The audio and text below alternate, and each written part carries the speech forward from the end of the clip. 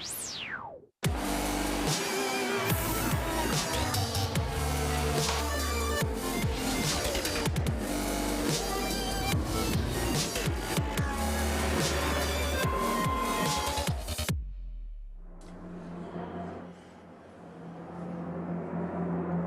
the sun sets here in Abu Dhabi, we are at the Yas Marina circuit for the World Final weekend, the Finale Mondiale, and it is the Ferrari Challenge EU.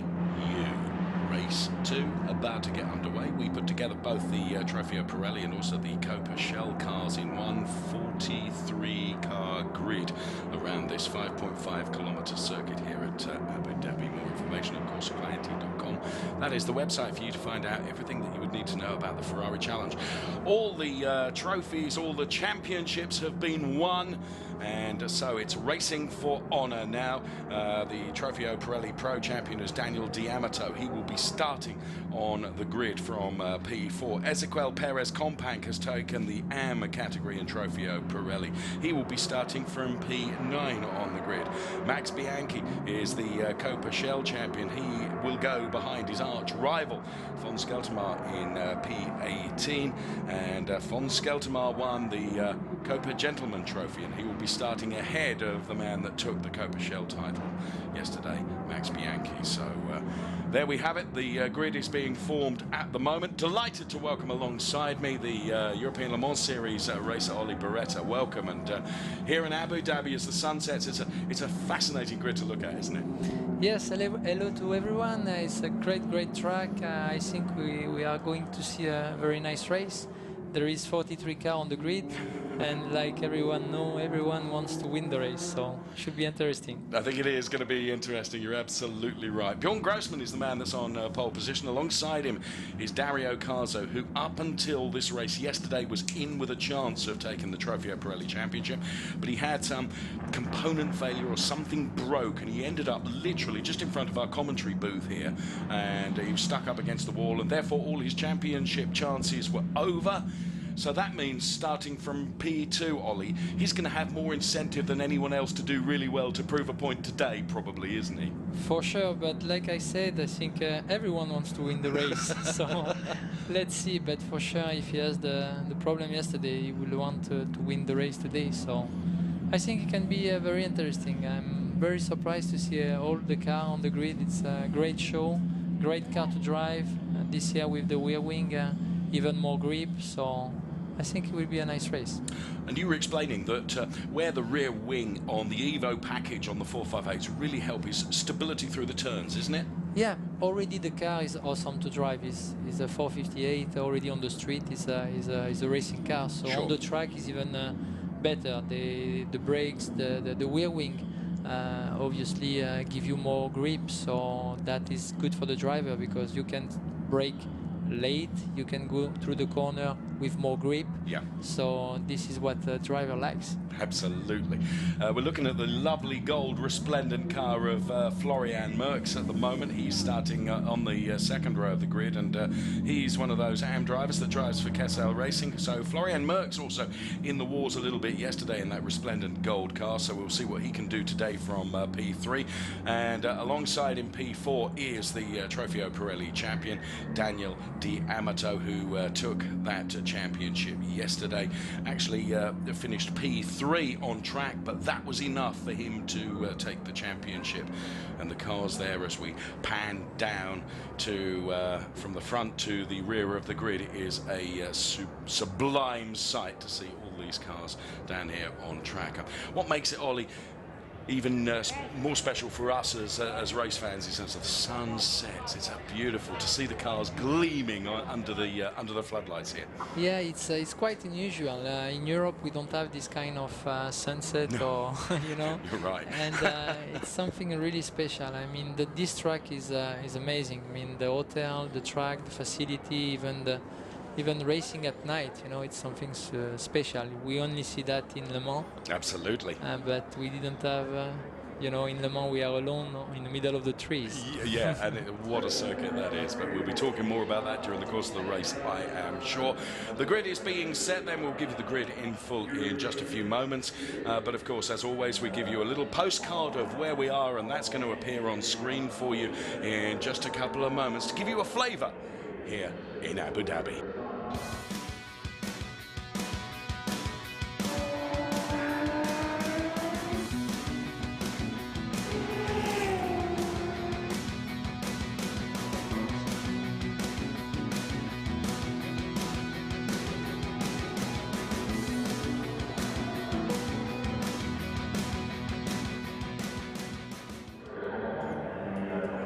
So there is the backdrop of the Viceroy Hotel here at Yas Marina, and the Yas Marina circuit here in Abu Dhabi, which is where we are for race 2. As Giancarlo Fisichella is down there on track, lending some support to some of the 458 stars that are about to do battle in race 2 of the weekend. All the championship positions done and dusted. All the championship titles are won. So that means that today racing for glory, because yesterday racing for titles. This is how it looked.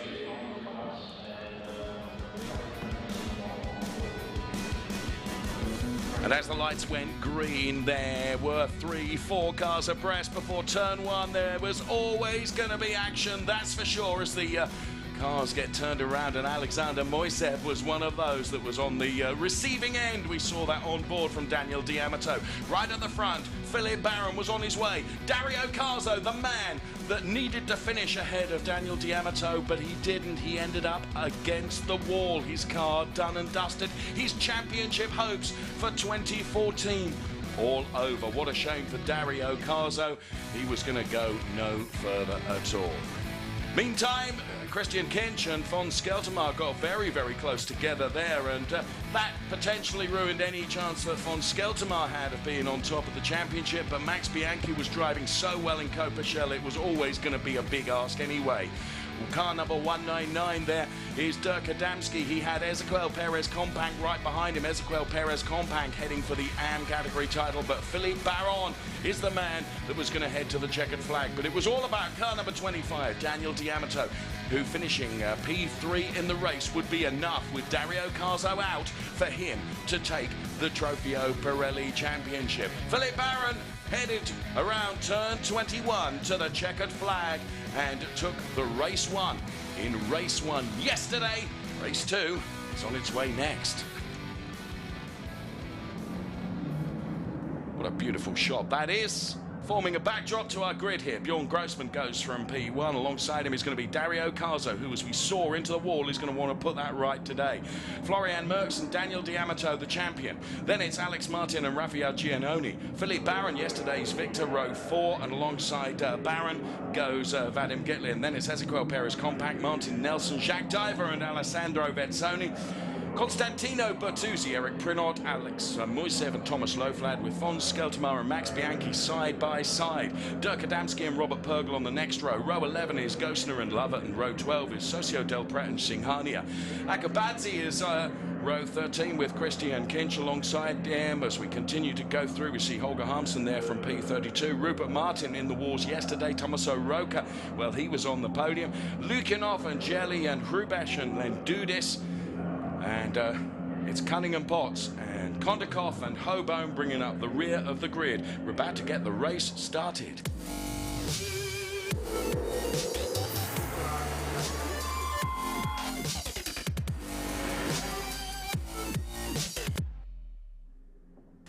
So the jingle tells us then that the race is about to get underway. And it's at this point, Ollie, isn't it?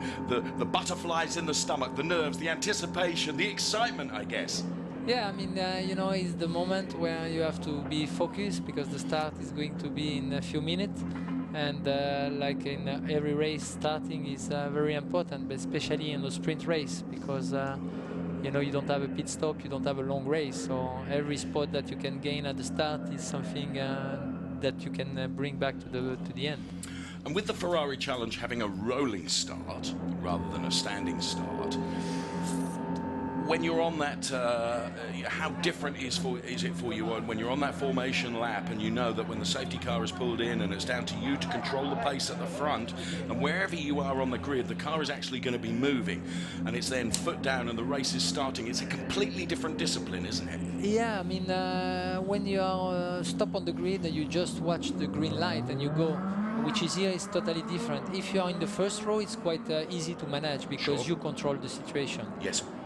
Even if you are second, it's easy to look what the first is doing. But if you are in the middle of the pack, is where you have to be careful because you don't see very well at the front, Right. and you have someone next and someone in the back. So the key is to stay as much as you can in the rear of the front car, Right. and to jump the start when it's possible. But it's a tricky moment because the visibility is quite low, Yeah. and you don't have to over jump the start, otherwise you get penalized. Of course. So it's quite interesting, but it's 100% adrenaline. Alessandro Venzoni is wearing our helmet camera. The camera actually affixed to his crash helmet to give us a fantastic images. Fons Skeltermal has a rearward-facing on-board camera. Fons taking the Copa Gentleman Trophy yesterday. This is Dirk Adamski weaving from side to side. And, we speak often, Ollie, how important it is to try and generate some heat into the Pirelli tyres that we're running on here in the Ferrari Challenge. But it's not only tyres, but brakes need to be warmed as well. Yeah, it's everything, you know, mainly the tires. The brakes, they warm up quite quickly, but the tires need a little bit more time. Yeah. So it's really important to don't overstress them, but to warm up them enough to get the full percent of grip, at least at the second or the third corner. Yes. Well, the light is beginning to fade. The floodlights are on here as we see the cars through the turns here at the Abu Dhabi circuit, and it is a technical, challenging circuit, very, very physical. The drivers have been telling me in the paddock as well as we look at Vadim Getling going through there, and James Collado, who was with us earlier on, was saying that actually here you can. He's driven here in both GT cars and also, of course, testing in Formula One cars as well. And he said actually here it's a circuit where you really can attack the curbs, and the deft use of those curbs can gain you just a 100th or a 10th here and there.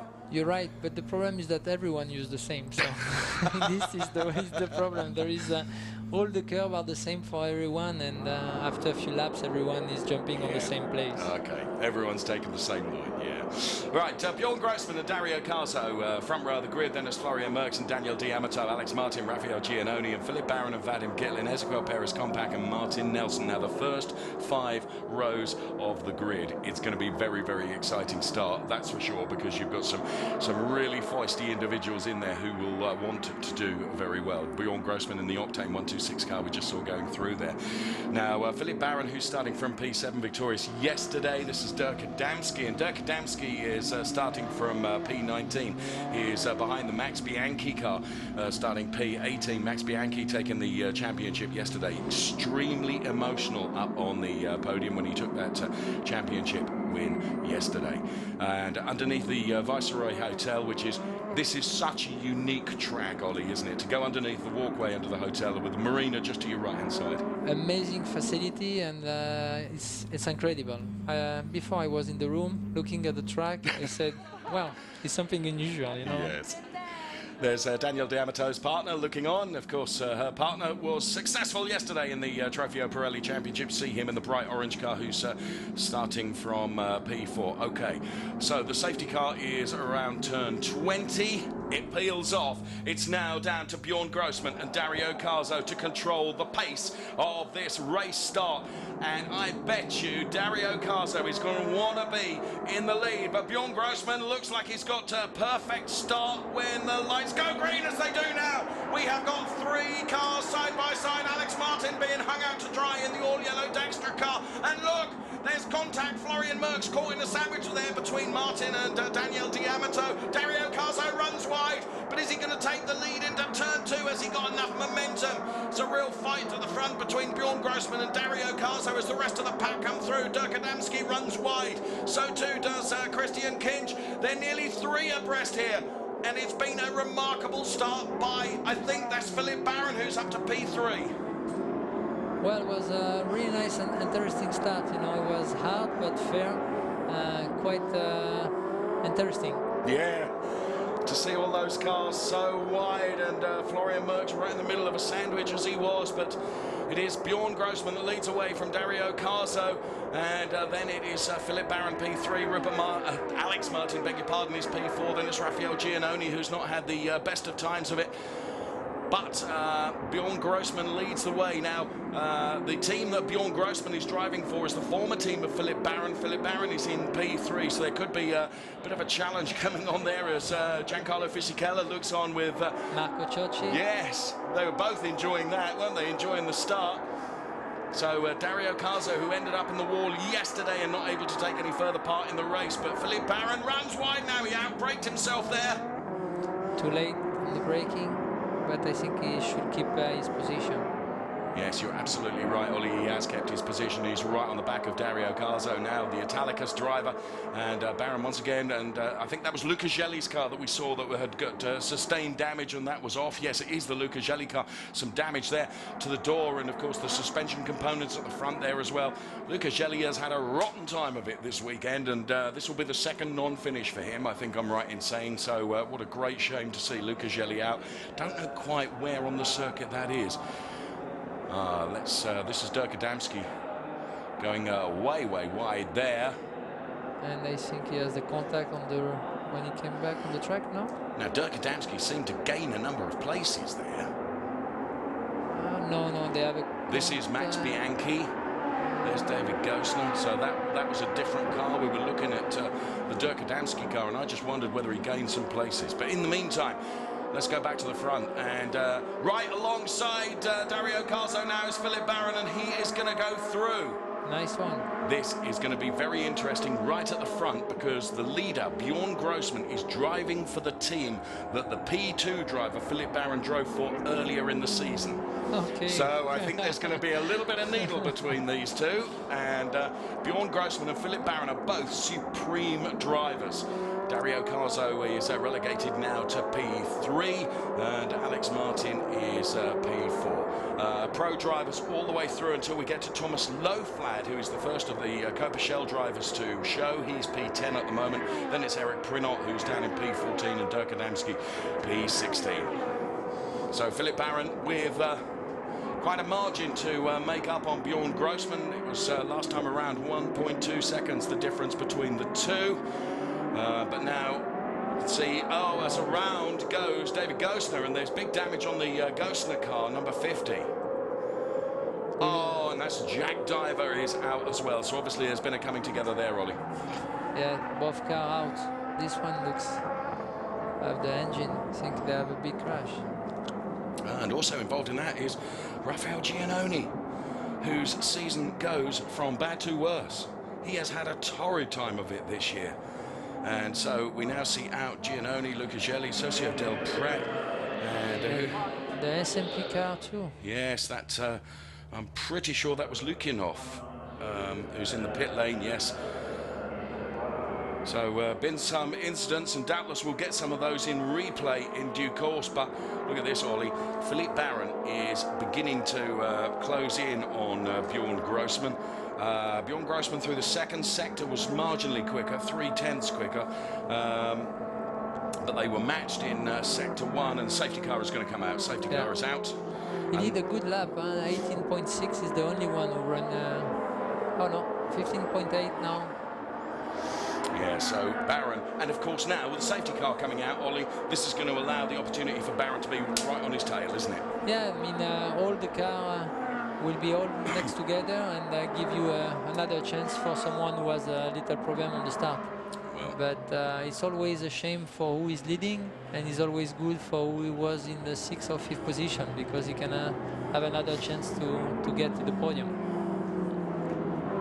So we are, where are we?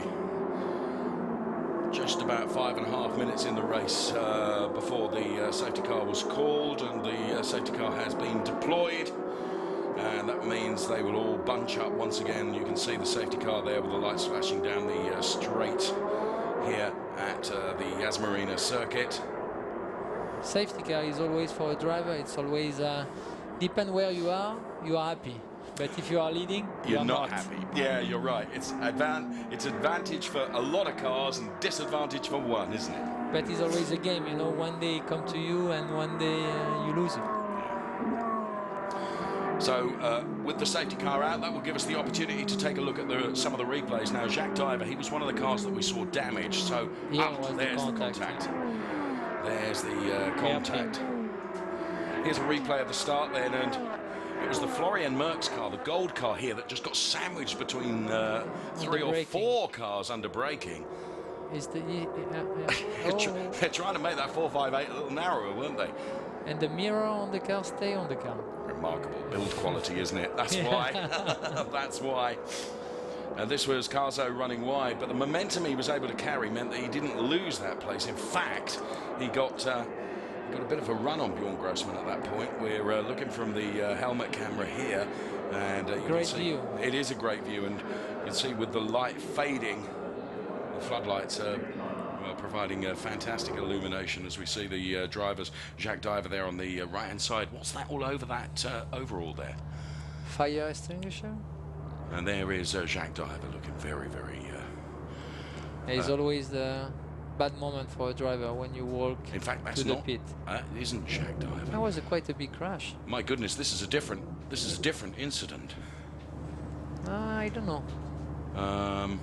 You think so? Yeah, I do, because there's Vadim Getlin's car. That's a different incident. We're on board with Alessandro Vezzoni here. And let's see whether we can tell from this helmet camera what happens in front. So Alessandro Vezzoni then around the turn. Brake lights on ahead. No, sadly that didn't reveal very much. So yeah, because we saw David Gosner and we saw the damage there. Lukinov we knew was out because he was in the pit lane. It's we'll take a few laps before we are going back to green, because 3 car on the wall takes time to get out. So under the safety car now, and the safety car has taken them around at a reasonable pace. Of course, what they'll be hoping to do is try and keep some temperature into those Pirellis. Yes, I mean this is the key, you know.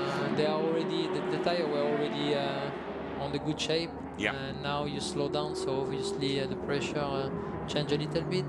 But this is for everyone is the same, so everyone will have the same problem on the restart to get on the temp and then go to race maximum attack.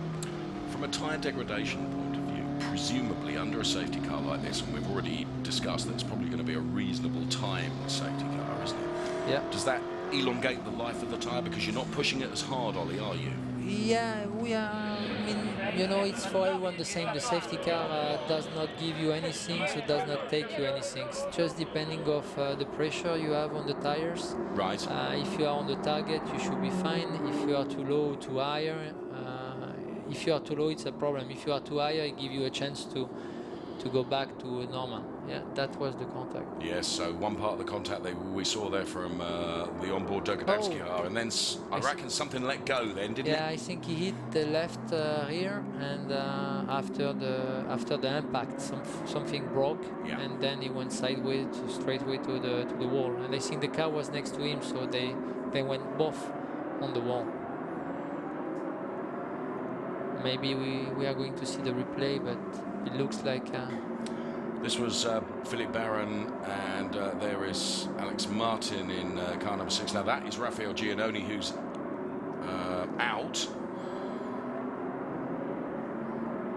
And image capture here at 400 frames per second. Absolutely crystal clear quality, and look at that. Yeah, they touch. Yes, because certainly Vadim Getlin is one of the cars that is out. And that was Max Bianchi going past David Gosner, and I think there might be contact here because Gosner looked to have, maybe it wasn't that incident because Gosner had problems with his car. It was just bodywork, they don't hit the wheels, and before was looking that he hit the rear wheels and then something broke. Okay. I think it's different view. Brake discs lighting up then as Dario Carzo heavy on the middle pedal. Florian Merckx, the all-gold car that we saw being squeezed right at the very start.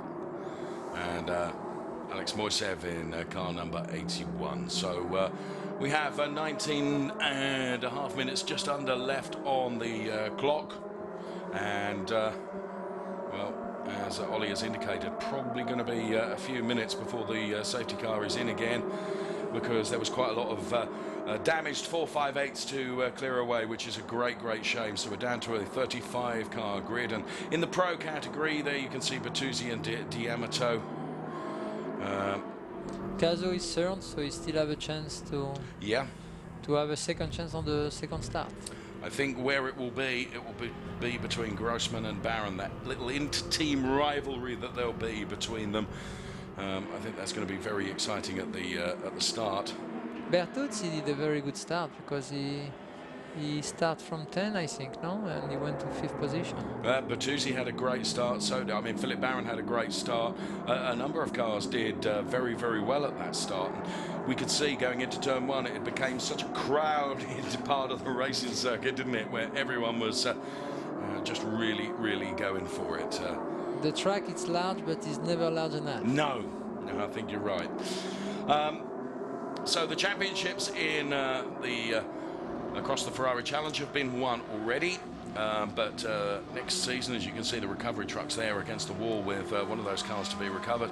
The season of 2015, the dates and venues have already been released. We're going to Monza and Mugello and Budapest and Le Castellet, Imola and Valencia between April and October in the European season. North American season running in Daytona and Miami and Sonoma and Montreal and Mosport and Mont Tremblant and Laguna Seca. And Asia Pacific, it's going to be Sepang and Fuji and Shanghai and Zhuhai, Sentul in Indonesia and Sepang at the end of August. All the information, do check out the website at corsaclienti.com. All the dates and venues will be up there. So 2 pro drivers at the front, Bjorn Grossman and Philip Barron, with 2 more pro drivers, Dario Caso and Alex Martin behind them, followed by Bertuzzi and Daniel D'Amato, the top 6 all-pro drivers. Before we get to Florian Merckx and Alexander Moisev and Martin Nelson, 3 AM drivers. First Shell driver to show is Thomas Loflad, then it's Alessandro Vezzoni back in the TropheoPirelli, along with Ezequiel Perez Compank and Robert Pergel, pro driver P13, and Dirk Adamski next in the Shell category as P14, as 2 girls get very excited about for the first time being on camera here. And what a beautiful shot that is of the night beginning to fall here in Abu Dhabi. It's a great championships, because they go to race in the nice track. There is a lot of competition. The car is fast, it's quick, good grip. I mean, I drive once, and it's a lot of fun to drive. And they always go to the nice track, even the Asian Pacific series. Yes.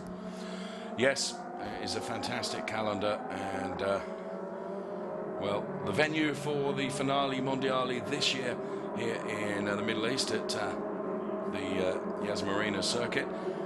The venue has not been released yet for the Finale Mondiali next year. I don't know, but this year has been a good I was rather hoping that you might know more than me, Ollie, but... No, I don't know. Okay. But this year has been a good idea to come here. I think it's great for everyone, you know? Yes. I've been privileged enough to do 2 Finale Mondialis in Italy, 1 in Spain, and now in the Middle East. It is a fantastic venue, and has to be said, we've been made extremely welcome, and everyone very efficient and very lovely, so that's nice.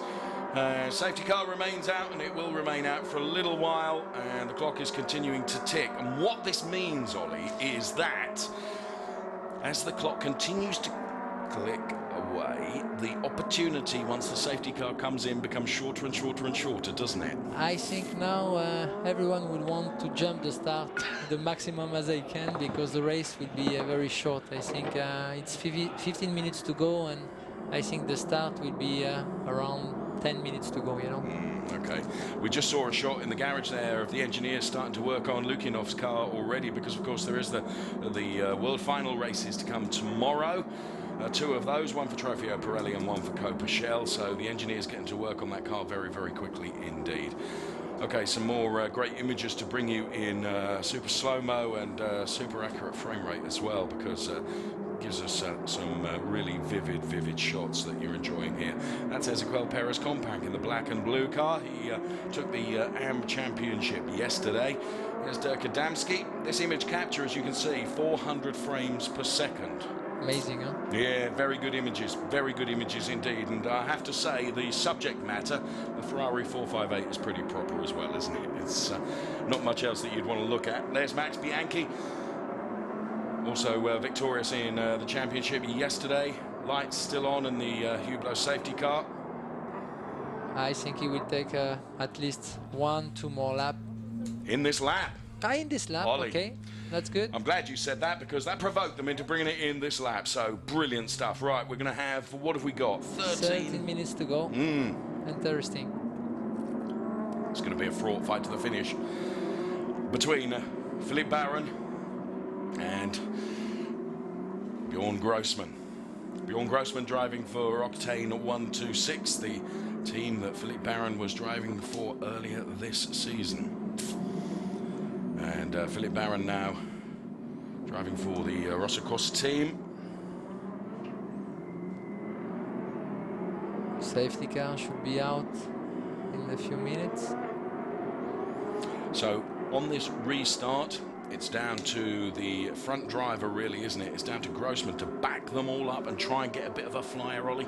Yeah, he has an advantage that he will put the gas on when he wants. Yeah. And the others should follow him. So the key is for the second and the third to try to put the gas on the same time than Grossman. But of course the rules are they not, Ollie, that Philippe Baron, who's leading the pack, has got to stay within a certain number of car lengths of the safety car when the safety car returns. I think it's 10, isn't it? I think so. Yeah. So he can't make the gap too big, but nonetheless he does need and probably want to back. Sorry, Grossman right at the front. He'll want to back Baron up, so the safety car. Grossman, let's go. Yes. Well. Go to race. Grossman and Baron absolutely together. Bjorn Grossman is leading. Dario Carzo is going to be under attack now from Alex Martin. Alex Martin going to be under attack from Constantino Bertuzzi. But look at this, Philippe Baron is right on Bjorn Grossman. Now, this inter-team rivalry, which we always knew was going to play out under the lights here at the Yas Marina circuit in Abu Dhabi. Leading is Bjorn Grossman for Octane 126, and then is Philippe Baron, who's weaving all the way behind him, trying to find a way, trying to unsettle him, trying to unnerve him, Ollie. 11 minutes to go. You have to take every chance that you can, you know. Of course, it's quite a long lap here as well, isn't it? Another contact between the 6 car and the 3 car. Yes, Constantino Bertuzzi, who was always looking very, very lively on the back of Alex Martin. They're absolutely side by side now. The LED driver, Alex Martin, in the all-yellow machine, and Constantino Bertuzzi does go through and makes up a place. Next behind Alex Martin is going to be Daniel D'Amato, but Alex Martin is going to fight back here. For the moment, oh yes, he is going to go really through. Is he going to carry yeah. too much speed? No, he's done it, and Daniel D'Amato might make up a place here as well. He's going the long way around the outside. What a brilliant move from Daniel D'Amato. And even Martin did a good job. Yes, Martin did a great job, but Daniel D'Amato around the outside, proving why he is the champion. A fantastic move from him. Took advantage of Martin overtaking Bertuzzi. Oh, nice one. Nice braking. Whoa, and Bertuzzi really had to yield there, didn't he? Because that side was full of Alexander Moisev. That was a nice break from Moisev. So car number 3, Constantino Bertuzzi, is being given the warning flag. Perhaps I'm not surprised by that. In the meantime, Florian Merckx now on the back of Alexander Moisev in the all-gold machine. And Daniel D'Amato up the inside now of Alex Martin. I think he's going to move up another place. The brake discs light up now. This was Martin. Nice clean one. Constantino Bertuzzi alongside 6 him. car with the 3 car. Yeah. And Florian it's Martin and D'Amato. Oh. And that, not quite such a clean move between Constantino Bertuzzi and Alex Martin. And this from a long way back, wasn't it? Alexander Moisev. That was a nice one. No contact and really hard braking. Jump to the 1 car. Was a good move. So the margin between Bjorn Grossman and Philippe Baron last time around was 8 tenths, and Bjorn Grossman sets a 2:15.619, which is the fastest lap. And oh my goodness me! Who is it? That is car number 83, Sergei Zlobin, the Motor Piacenza driver. Whoa, thank goodness he wasn't collected by anyone, Ollie. Yeah. Interesting to see the lap time, 15.6 from Grossman, and the second is 16.1. Quite a great lap time. He's the only one who is running in 15 right now. Little gap, 1.1 second. Yeah, contact. And that's why we saw. Reason, yeah, that's why we saw Zlobin round like that. He had been attacked, has to be said. 8 minutes to go. This is what the race starts, huh? I think you might be right. The incident involving cars number 133 and 83. 133? Yeah, the 133 car, that's Forgione, the Rosso Corsa driver. He was involved in that contact with Sergei Zlobin and has obviously sustained some damage, hasn't he? And his race is done and dusted. There is Daniel D'Amato, who's P4. Alex Martin is P5. Moisev, P6. Then we see Florian Merckx. And the brakes being lit up in the car of Martin Nelson, who's been followed by Alessandro Vezzoni. So, there, confirmation that those, the car number 133 is invited to an audience with the steward afterwards. Yeah, for a coffee. Yeah, I'm guessing not. Okay, so Philip Barron's charge on Bjorn Grossman, it's gone away a bit, hasn't it? Yeah. And so too gone away was Florian Merckx there, very awry in terms of running out wide. And Constantino Bertuzzi is out of the race. Maybe from the contact before. Perhaps so, perhaps so. Thanks, Nico, for bringing us that info. With several pairs of eyes in the comms booth, and you have to because there is so much going on. And well, Bjorn Grossman, and interestingly now, Philip Barron's turning the wick up. Look at the last laps. 15.6 and 15.8 for Grossman. So he's taken a couple of tenths out of the 6 tenths between the two cars and 7 minutes to go. Going to be a fight to the finish, isn't it, between these two? The battle for first position, both pro drivers. Bjorn Grossman there in the Octane 126 number 84 car. Philip Barron in the all-red machine that is car number 91. Caso is 4 seconds in the podium, but 4 seconds behind. 6 minutes to go. Difficult. 6 minutes to go. It will be difficult to catch back. Then he has to overtake it. Yeah, absolutely. It's not only catching, is it? You've got to get past as well. You're quite right. So there in the standings in the AM category, Moisev leading those from Florian Merckx and Martin Nelson and Alessandro Vezzoni, and Perez Compact down there P5 in the AM standings. And there, talk of the devil, is Ezequiel Perez Compact, who's just took a look at diving up the inside of Thomas Loflad, but thought better of it. Standings in the Shell category are on the screen for you as well. Fastest lap 7 from Bjorn Grossman, and sector times there, Ollie, being matched, aren't they? Yeah, if you look, the sector 1 is the same lap time between the first two, and sector 2 is only a little difference. So I think they are pushing really hard to maintain the gain that they have. Yes, and those two, to give you some idea, are some 4 seconds ahead of the P3 driver Dario Calzo. That's, you know, they're on a completely different pace, Ollie, aren't they? Yeah, it looks like, because if you look, only the two first they run in 15, and the rest they are in 16, 16, 17. I mean, oh, another contact between 77 and the 188 car. Oh, and von Skeltermar, who's that was before. That was the replay. Yeah, he's out, so we've lost von Skeltermar as well. Right, let's get back with just 5 minutes left to run this battle at the front.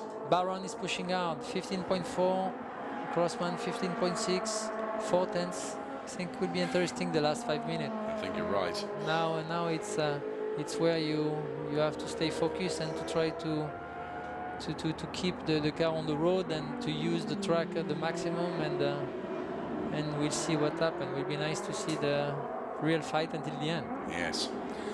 Eric Prenot and also car number 192, Jacques Diver, they're going to have to go up to the stewards after the race. Another coffee time. Another coffee time, and that was on board with von Skeltermar as he clattered in. So there, was that just because he was out on the curbs and on the paint? Yeah, I think he lost the car on the curb, and then was too late. Top speed from Philip Barron, 254 kilometers an hour, and he at the moment is behind Bjorn Grossman, but he's so close, Ollie.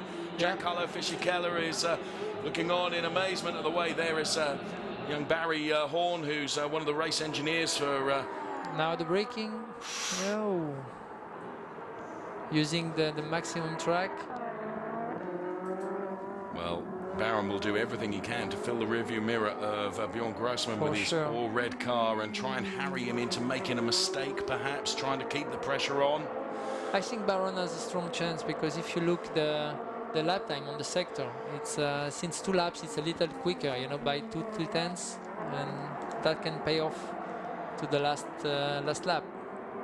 Well, at times he's getting right alongside him now, isn't he? And the gap over the last 3 laps, as you can see there, endorsed by Ollie Beretta, who's alongside us in race comms here, as this fight between the two at the front. Here Philip Barron, we go. oh, he's looking everywhere. Bjorn Grossman's keeping it neat and tidy, to be fair. They've got one more turn to do, and then I think it's going to be 2 more laps after they cross the timing line now. I think they'll have time for 2 more laps, because we've got 3 minutes left on the clock, and we're lapping at 2:17, so we're going to get 2 laps in, I reckon. And 1/10 difference between lap time, I think. Well, Grossman is under pressure, because, you know, when you are leading, it's always more difficult than who is following you, you know. Sure.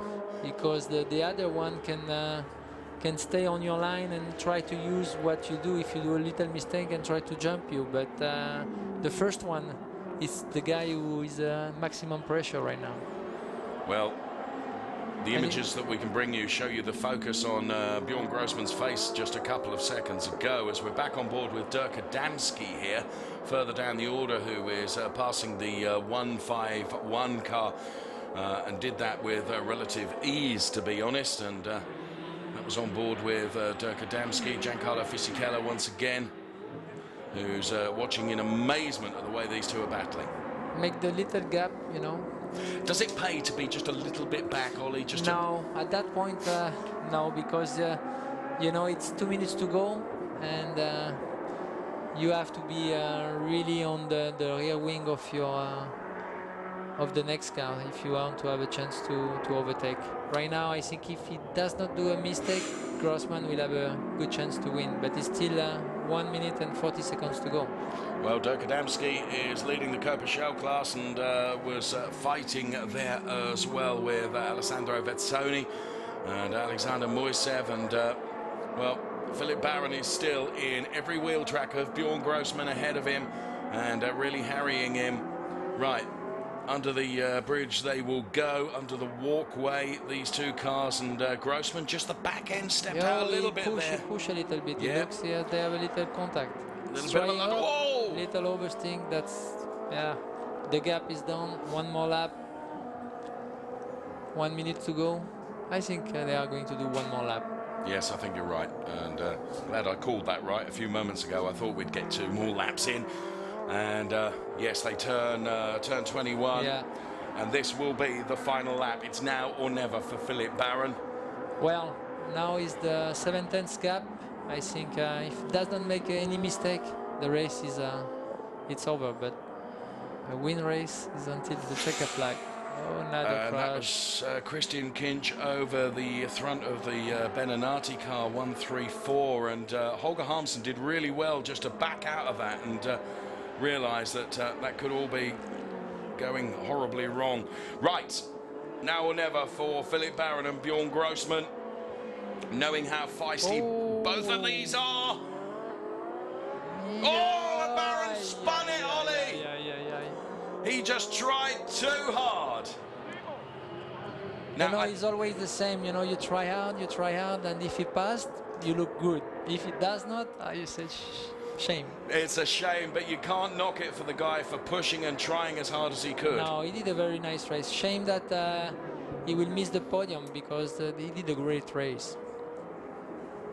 Well, he drops down to P5. What a shame, but pushed and pushed and pushed. And to be fair to this man, Ollie, Bjorn Grossman, he didn't suffer under the pressure, did he? He didn't crack, he didn't make a mistake. He did a really, really nice race. He has a little contact, like we can see, the mirror of the right. It's yes. But he did a really nice race, strong race, no mistake.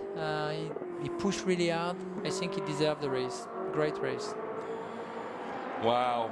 It has been really, really exciting, and Bjorn Grossman, here he is, will be heading towards the checkered flag.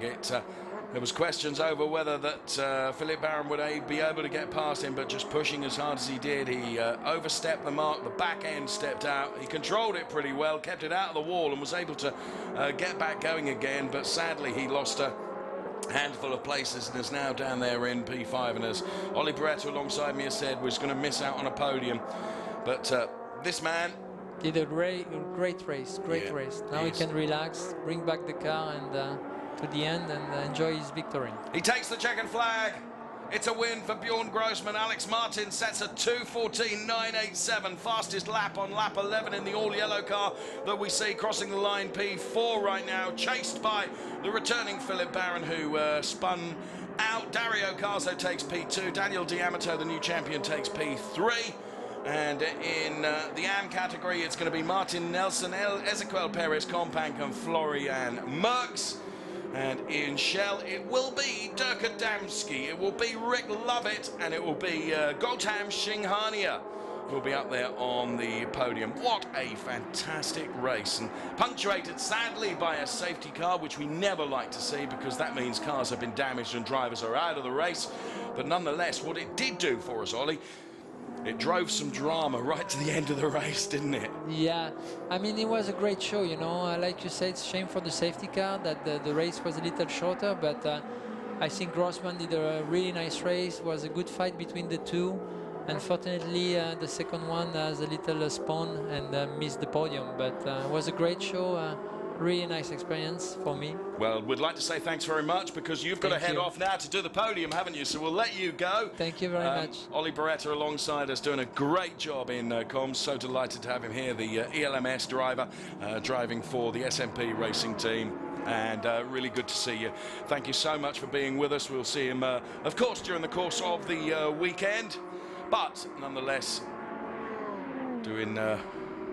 taking time out of his busy schedule to be with us in comms. We really appreciate that. So the first 5 places go to pro drivers, then the next 4 places go to AM before we see the first of the Shell drivers, which is Dirk Adamski, who takes P10 in the race, but P1 in the Shell category. Then it's Robert Purgel, P11, then Rick Lovett, second in the Shell category. But we're looking at the images of our race winner, Bjorn Grossman.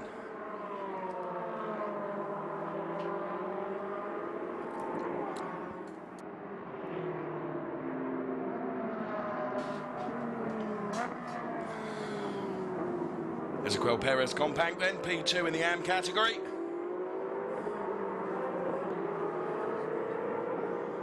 And there, Dario Carzo.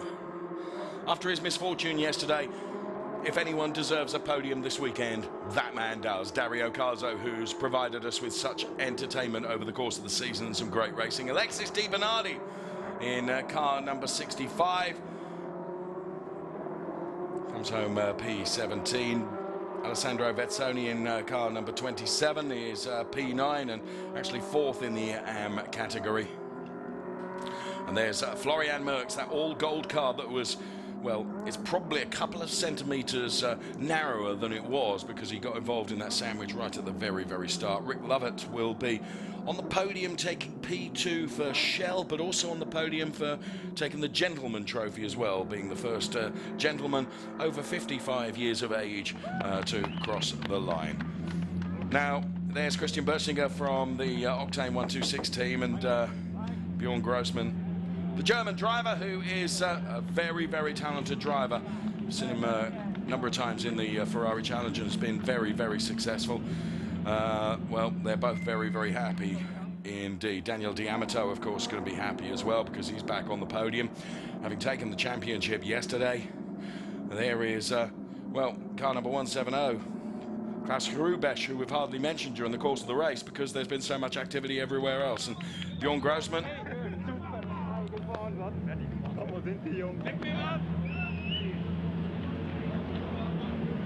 And there is Daniel D'Amato.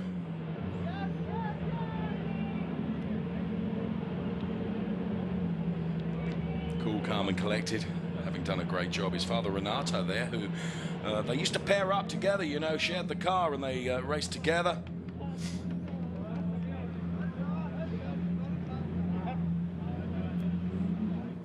And here's some shots of the 1, 2, 3 maybe, but this is Bjorn Grossman, our race winner. So we're doing the race winners in order then. The pro winner is Bjorn Grossman. Martin Nelson, the AM winner. Dirk Adamski, the winner of the Shell category. You can see him on screen right now in the 199 car.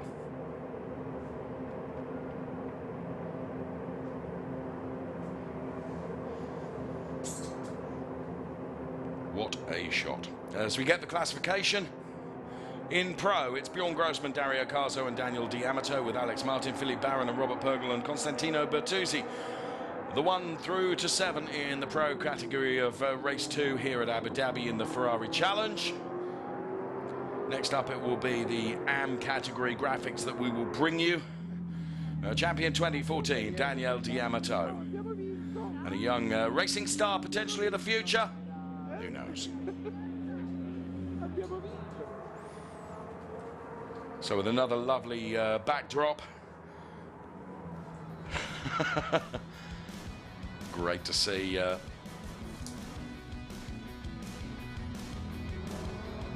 Here is the AM classification then. Martin Nelson, Ezequiel Perez, Compang and Florian Merckx, the 1, 2, 3 in AM, with Vetsoni, Moisev, Akabadze and Alexis Di Bernardi and Roca and Slobin and Getlin occupying the next places as we round out the top 10 in the AM category of TropheoPirelli.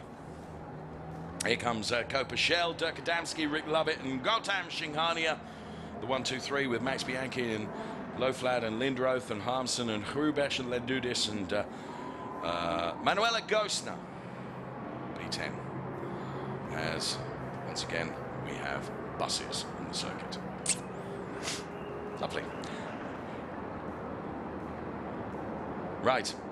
Let's take a look at the highlights of what was a dramatic race. As the lights went green, it was 3, 4, 5 cars abreast at some points, as every which way but loose the cars went in terms of trying to find some edge on the track. The man that took the most impressive start perhaps was Philippe Barron. Giancarlo Fisichella looked on in awe. Dirk Adamski, as he ran a bit wide, but was carrying enough speed to be able to continue his charge. Sadly, there was no charge for Luca Gelli, whose car ended up with severe damage. Another one of those that was out was Eric Crinot, and from the onboard camera from Dirk Adamski's car, you can see something letting go on that car behind as well. That brought out the safety car for all the damage that was caused. And the safety car was out for a little while, which meant it was going to be a fraught and frantic fight to the finish. As you can see here, as some of the moves were very, very physical indeed. But it's going to be between Philippe Barron and Bjorn Grossman right at the front, as being turned around there rather unceremoniously was Sergei Slobin, and Fons Skeltemar also lost traction and lost grip on the paint and ended up in the wall, taking another driver out with him.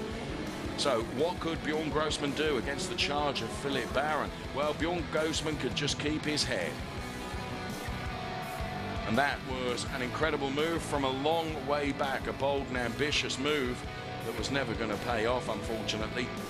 So Bjorn Grossman, well, he fended off the challenge from Philippe Barron, and then Philippe Barron turns it around and pirouettes the car. That was the end of his challenge and charge to be P1, which went the way of Bjorn Grossman. And the Octane 126 team took the win.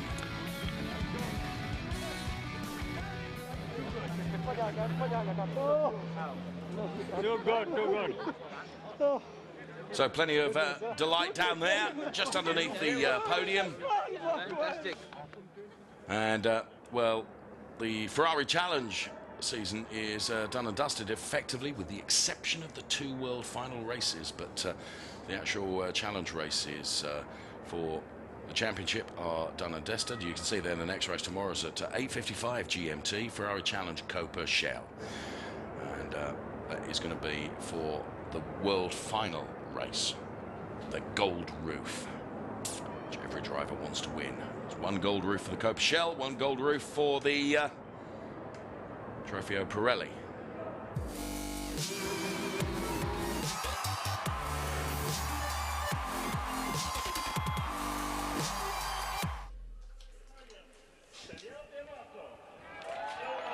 So we can hear the podium being ready now. Bjorn Grossman wants very much to come back in season 2015 and laid out a good marker of what he is capable of achieving, as we see Daniel D'Amato and Dario Carzo up there. That is the man that wants to be back in 2015.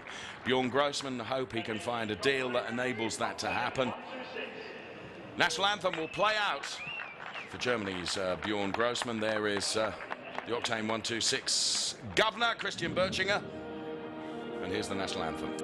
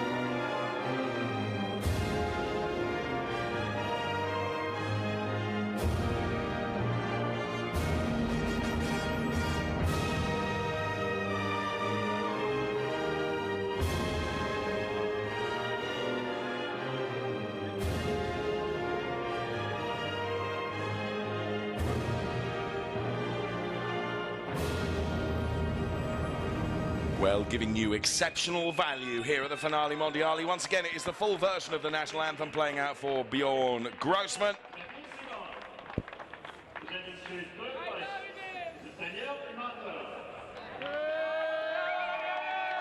So Davide Rigon then making the trophy presentations. The Ferrari GT driver who was up here in our comms booth just a few moments ago makes the presentation now to Dario Carzo. And then we'll make the trophy presentation to the main man, the winner, Bjorn Grossman.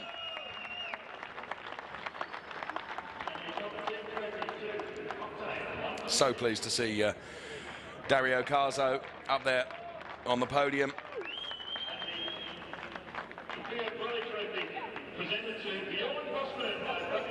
And the Pirelli trophy goes to Bjorn Grossman as well.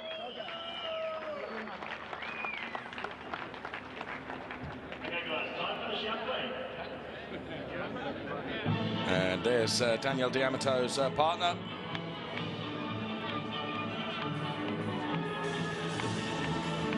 They all pose for the photographs.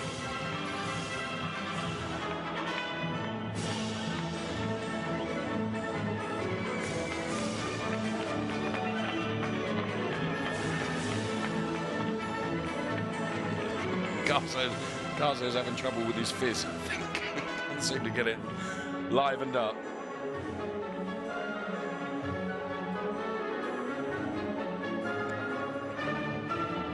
There's Max Bianchi, who yesterday was up on the podium and having taken the championship was very, very emotional indeed. So there we have it, the Drivers' Championship, and it is the final points chart. Daniel D'Amato takes it by 211 points. Dario Carzo P2 on 192. Then it's Alex Martin P3 in the championship, with Philip Barron P4, Robert Purgel P5, and Bjorn Grossman P6. The interesting thing about Bjorn Grossman P6 is the fact that he only joined part-way through the season. So remarkable achievement from Bjorn Grossman. Well done to him. Do hope we'll see him back on the calendar in 2015. Best of luck, friend. Okay. Up next, it's going to be the Shell podium. No, it'll be TropheoPirelli AM podium, probably, as we look at some of the shots here. As once again, this is Bjorn Grossman crossing the line, taking the checkered flag, and Dario Carzo getting it all crossed up at the end, but holding on to it beautifully. And the delight down there on the Octane 1216, they were pretty happy with their achievements. And there, as the driver was hauled out of the car,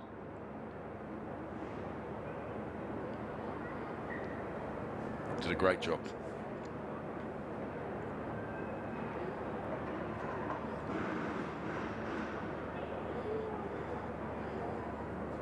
So Bjorn Grossman actually won that race with a margin of some 6 seconds in the end, because of course Philip Barron, who was within tenths behind him, ended up having spun around. So it is going to be the TropheoPirelli AM podium, which will be next. And here our track presenter here beginning to bring the drivers out onto the podium, as we look once again at the canopy that covers the hotel. Here is the AM podium then. There's Ezequiel Perez Companc, Florian Merckx, and it's going to be Martin Nelson who'll go to the top step. And success for Auto Roper. And here comes yet another national anthem for us.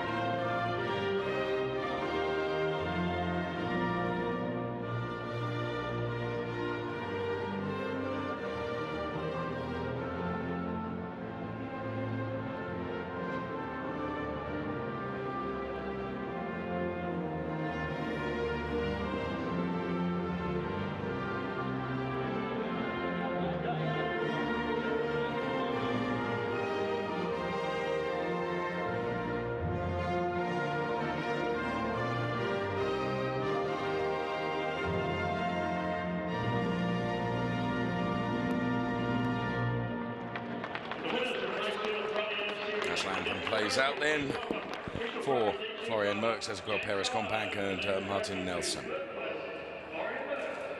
James Collado making the trophy presentations here. Another one of the official Ferrari GT drivers. James Collado has been on the receiving end of a great deal of trophies in his career, and a lot more to come as well, I'm sure, for the talented young British driver. Makes the trophy presentation to Ezequiel Perez Companc, and now to Martin Nelson. The whole world final weekend supported with a huge gathering of top drivers that are here. Always very, very good to see. And here comes the Pirelli trophies.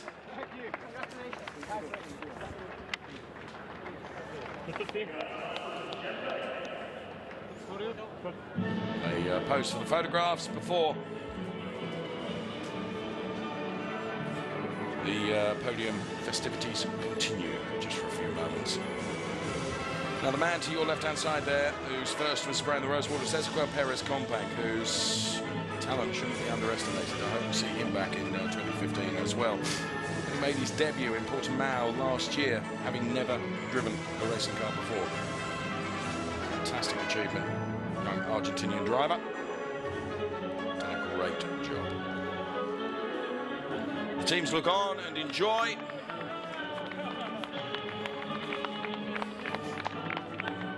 And the AM Drivers' Championship, well, it was a done deal for Ezequiel Perez Companc on 175 points now.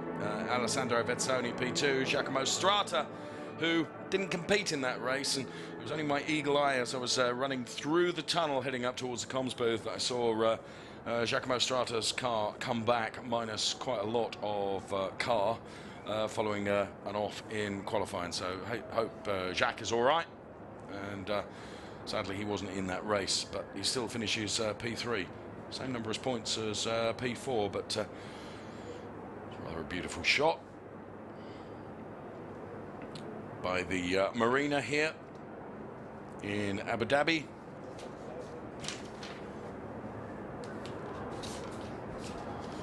And next it will be the turn of the Copper Shell podiums that will be up on there, and I can see the from the vantage point that I have, the podium is being readied already. So with due efficiency, they're working hard on that. And indeed so.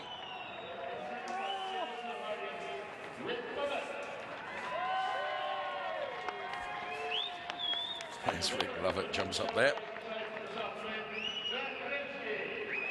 Gautam Singhania, Rick Lovett, and Dirk Adamski.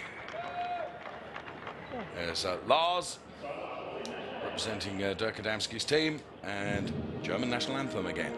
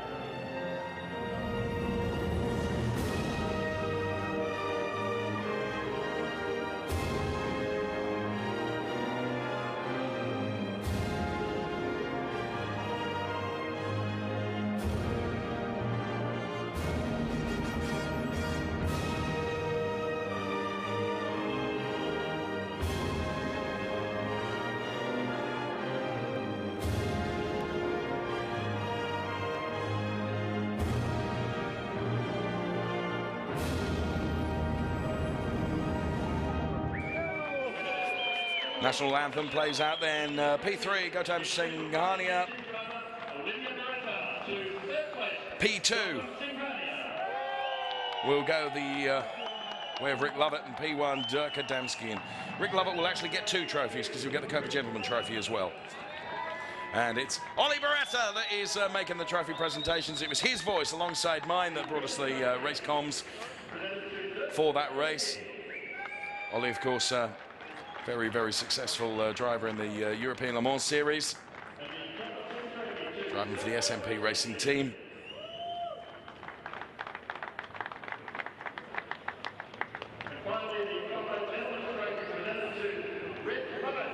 And there is the gentleman's trophy going to Rick Lovett. Well, Rick's really upped the game this year, that's for sure, and has got a great number of trophies to be taken back to his home in Canada. No, no, no, no, no, he's up. Come on. Guys, photos first, please.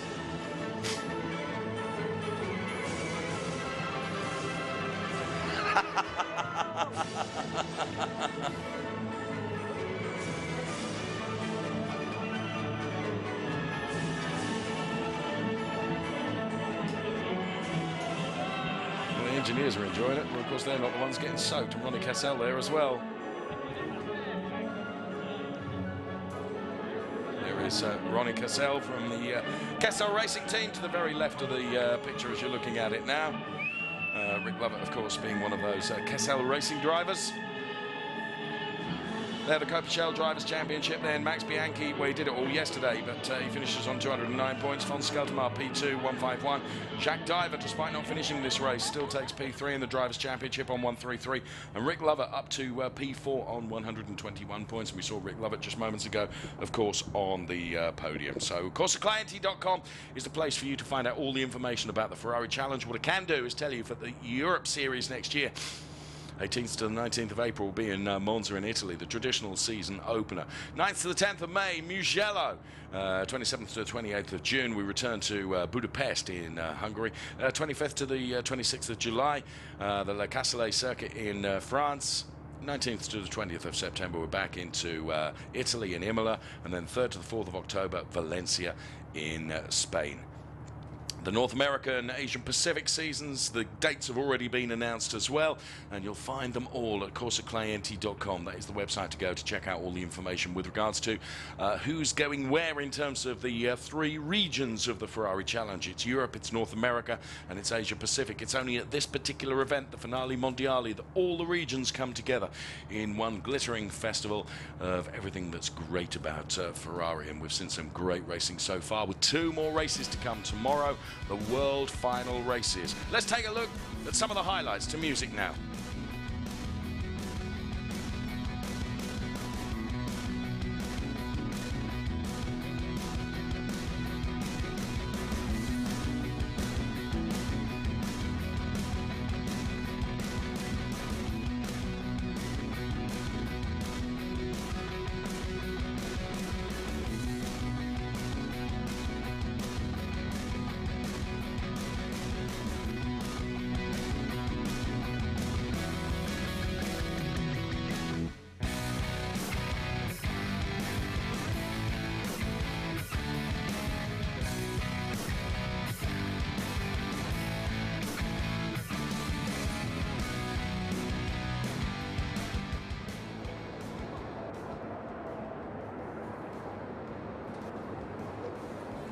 So there's the overall race classification for race 2. Bjorn Grossman, Dario Carzo, Daniel D'Amato. There was Alex Martin, Philippe Baron, Martin Nelson, Ezequiel Perez Compact, Florian Merckx, Alessandro Vezzoni, and Dirk Adamski. You can see there the pro drivers, AM drivers, and then the Shell drivers. And then the second page, it's Pergel, Lovett, Moisev Singhania, Bianchi, Agabadze, then Alexis Di Bernardi, Tommaso Roca, Thomas Loflad, and Tommy Lindroth, who not seen so much from Tommy Lindroth across this weekend. He's perhaps saving it all for the World Finals. Let's cross to Alessandro now, who's got someone to interview. And we are here with the winner of race 2 of this beautiful round, Bjorn Grossman. What a duel, Bjorn. What's your feeling about the race? It was a really, really tough race with Philip, and I'm so happy to stand here. He lose a little bit in the end and spin, so I can only say thank you to my team, thank to everybody, and I'm so happy to stay here. Thank you so much. Thank you so much. Grazie. Well, we're happy that you're standing there as well, and I hope very much that you'll be here for season 2015. Know that Bjorn is working very, very hard to put a campaign and a package together that will enable him to continue to race so very well in the Ferrari Challenge, as indeed he has done. So up next, I'm guessing we're going to be speaking to probably Dirk Adamski. We will see. I might have got that wrong. From my vantage point here, I'm trying to see. Alessandro Salamare once again will be conducting the interviews for us. He's a hard-working individual for Ferrari, he is. And let's cross down to him right now. And let's move on to the Martin Nelson winner of the Coppa of the category M. What's your feeling about the race? Because today was your first victory during this season. Yeah, what can I say? I joined in for Istanbul round, made it to 2nd place there, and we decided to go here. And of course, now I'm really happy I did. It was an amazing place, an amazing event, and a good race today. What does it mean to win in this circuit? It was quite funny because I saw some of my guys crying, so that meant a lot to me. Thank you, grazie Martin. Well, I got that wrong, didn't I? It was Martin Nelson. It wasn't going to be Dirk Adamski. It was always going to be the winner of the AM category, of course. And but we will be speaking to Dirk Adamski, the winner in the Shell category, in just a few moments from now. I feel sure. In fact, from the vantage point high in the grandstand in our comms booth, we can see Dirk Adamski being ready. The makeup has been applied and is about ready to go on camera with Alessandro. Once again, let's cross down to them and hear what Dirk has got to say. And we are here with Dirk Adamski, winner of Coppa Shell in the Europe season. Dirk, a great recovery in this round. What about you in the race? Oh, the race was very good. I had no problems. There was some traffic. There were some problems for others, but I had an easy race. I just followed as fast as I could, and then I passed a lot of cars today. So for me was good. It was no problem. What is your first sensation in this circuit? Oh, this is a nice circuit. It's very, very, very good. It's very good. It's very well built and it's a nice setup. It's a great circuit. Thank you. Thank you very much. So Dirk Adamski there loves the circuit. Of course, circuit designed very much by Herman Tilke. And he has done a good job with it here. That's for sure. And Dirk Adamski very much enjoy the fact that he's taken a win here. We have 2 more races still to come this weekend. The World Final races.